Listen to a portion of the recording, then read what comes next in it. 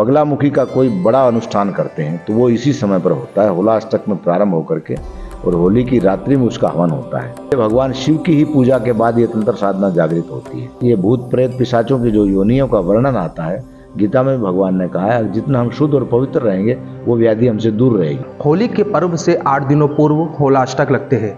माना जाता है इन 8 दिनों में तंत्र साधनाओं का काफ़ी महत्व होता है। आखिर कैसे की जाती है तंत्र साधना? हमारे साथ अखिल भारतीय अखाड़ा परिषद के अध्यक्ष श्री महंत रविंद्र पुरी जी महाराज हैं। इन्हीं से जानते हैं इन होला अष्टक में तंत्र साधनाएं कैसे की जाती है। गुरुजी बहुत बहुत स्वागत है आपका तिलक पत्रिका पे। बहुत बहुत होली के 8 दिनों पूर्व होला अष्टक लगता है। इसमें तंत्र साधनाओं का काफ़ी महत्व होता है। किस तरह से इसमें तंत्र साधनाएं की जाती है? भारत की एक प्राचीन परंपरा रही है साबर मंत्रों की, जिसमें हम किसी भी क्रूर देवता को प्रसन्न करने के लिए तंत्र की साधना करते हैं। ये जो होला अष्टक का समय होता है, महाशिवरात्रि के बाद सप्तमी के बाद जब अष्टमी तिथि प्रारंभ होती है तो उस दिन से होला अष्टक लगता है। इस समय पर क्योंकि क्रूर देवताओं का प्रभाव, मनुष्य की जो वृत्तियां हैं, हमारे शरीर के अंदर जो प्रवृत्ति है वो चेंज हो जाती है और मौसम का एक संधि काल है, तो ये इसलिए होला अष्टक का एक विशेष महत्व कि अगर हम बगलामुखी का कोई बड़ा अनुष्ठान करते हैं तो वो इसी समय पर होता है, होला अष्टक में प्रारंभ होकर के और होली की रात्रि में उसका हवन होता है। तंत्र साधना करने वाले जो साधक हैं, क्योंकि आसुरी शक्तियों का प्रभाव इस समय रहता है, इसलिए वो जागृत अवस्था में रहते हैं और भगवान शिव के साथ जो गण शिवरात्रि पर यहाँ आते हैं तो उसमें से कुछ लोग ऐसे गण हैं जो तंत्र की साधना को जागृत करने के लिए पृथ्वी पर विचरण करते हैं। तो जो साधक साबर मंत्रों के द्वारा उनकी साधना करते हैं वो उनको उत्तेजित करते हैं। मारण, मोहन, स्तंभन, उच्चाटन, इस प्रकार की जो क्रियाएं थी, आज के युग में तो गोरखनाथ जी के द्वारा और बाद में शंकराचार्य जी के द्वारा भी काफ़ी ऐसी जो क्रूर क्रियाएं उनको कीलन किया जा चुका है।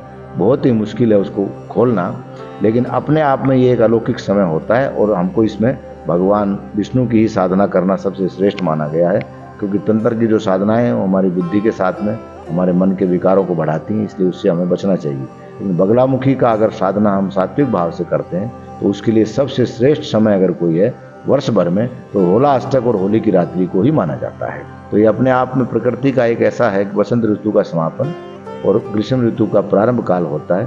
तो इस समय जो लोग साधना करते हैं उनको गंगा आदि पवित्र नदियों के किनारे भगवान का सात्विक भजन करने में ही साधना में फायदा है।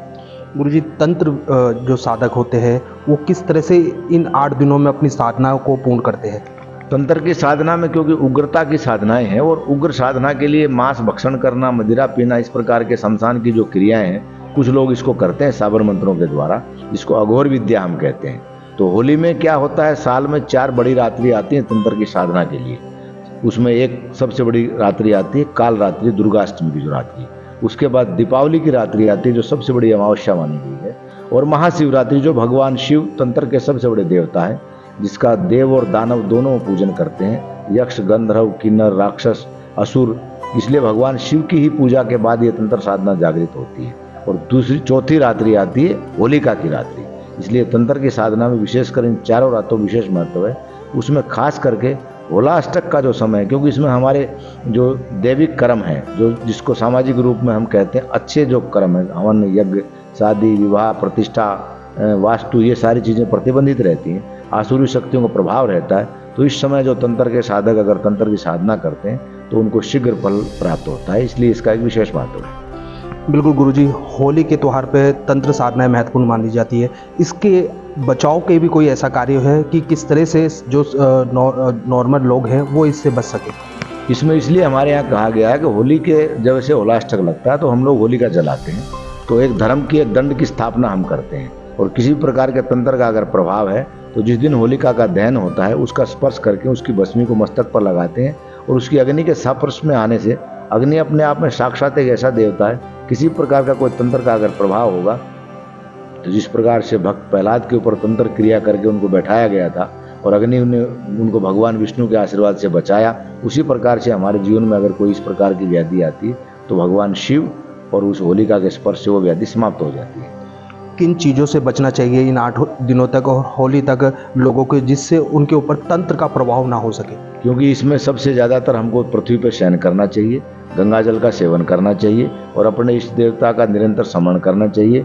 किसी भी अशुभ समय के समय अशुभ जगह पर नहीं जाना चाहिए, खास करके शमशान आदि जगह, जहाँ हमारे यहाँ समाज में एक चौराहे की जगह होती है जहाँ लोग तंत्र की क्रियाएं करते हैं, 3 रास्ते जहाँ होते हैं, और संध्या काल का विशेष समय जो होता है जहाँ राहु का और तंत्र का प्रभाव रहता है, उस समय हमको ईश्वर का मनन और मंथन करना चाहिए, देवालयों में शरण लेनी चाहिए, घर में बड़ा शुद्धिकरण रखना चाहिए।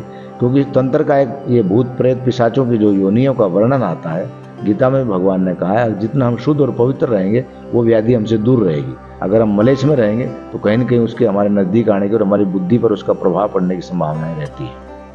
बिल्कुल, जिस तरह से अखिल भारतीय अखाड़ा परिषद के अध्यक्ष श्री महेंद्र रविंद्र पुरी जी ने बताया है कि ये होली के जो 8 दिन होते हैं, होलाष्टक जिसमें लगता है, ये एक तंत्र साधना के लिए काफ़ी महत्वपूर्ण होते हैं।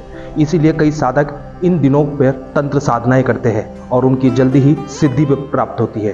तिलक पत्रिका के लिए हरिद्वार से कैमरामैन हरीश कुमार के साथ आशु शर्मा।